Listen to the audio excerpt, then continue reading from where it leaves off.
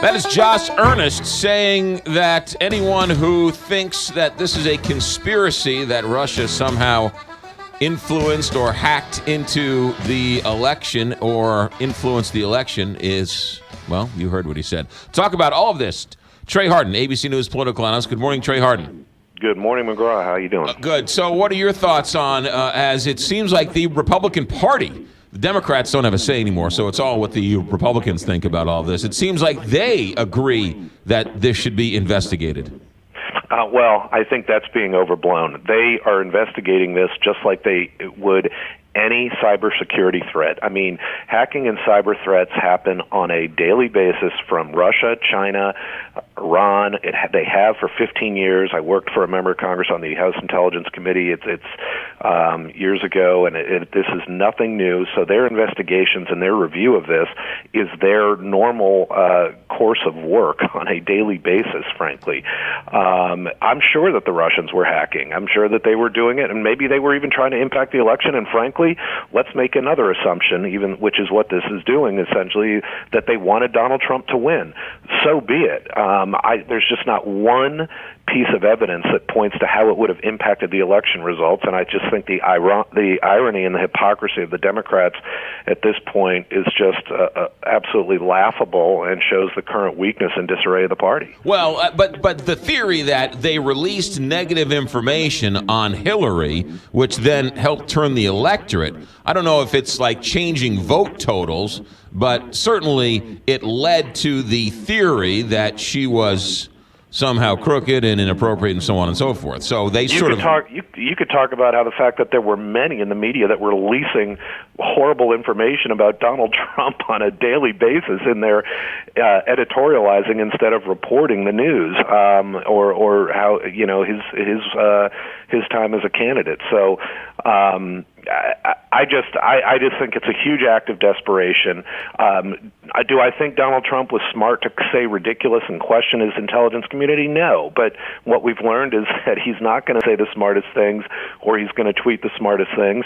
But somehow, he still ends up trying to, rectifying those relationships. So hopefully, when he gets in the White House, he'll have an okay relationship moving forward with the CIA. But the bigger issue is, what is our Russian foreign policy going to be going forward? I think that's a debate worth having. But as for hacking, it happens. The cybersecurity happens on a daily basis. These threats, and they get reviewed on a daily basis. It is, yes, a new front in global terrorism and the war, and almost and our conflicts with many other nations. And it's a reality that gets that we're going to see more of. Donald Trump certainly doesn't mind being associated or being rumored to be friends with Russia, because he decided to pick his Secretary of State, the ExxonMobil CEO, Rex Tillerson, who's won numerous honors from the Russian government. Well, I'm sure he has, because of their relationships, their economic relationships.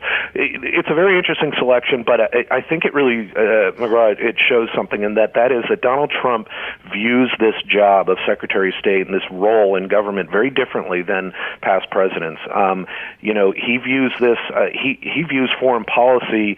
The U.S. foreign policy is going to be driven by the U.S. global economic interests, and that it's more important to have someone in that position with credible relationships, something Hillary Clinton certainly didn't have when she went into that position, that maybe she developed over time but didn't have going forward, and that Donald Trump's going to leave the national security issues to his national security team, but that he views the world and his job pretty much through a transactional economic lens, and that he's going to view the State Department essentially as an extension of his global economic team. So from that standpoint, it could be a very good selection.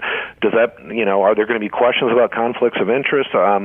Sure, but and that needs to be, we need to keep an eye on that, and certainly will be discussed during the confirmation process, something that I think is actually going to be a huge challenge for Trump and Tillerson. But I do think that we don't know the results of a relationship or a selection until they get in the job and start doing it. Is the Republican Party warming to being friends with Russia? Because that would be a major policy shift for this country. No, I don't think that that's necessarily that they're warming to being friends with them. I think that what the Republican Party may buy into is Trump's belief that we need to protect our borders, protect and hold national security as the number one priority, but that our foreign policy around the world needs to be driven by our global economic interests. And if there are ways to have that type of relationship that obviously can create mutual benefits for all, rising tide lifts all boats economically, that maybe it can lead to better relationships from a national security standpoint. Trey, thanks for checking in. Have a good week. You too.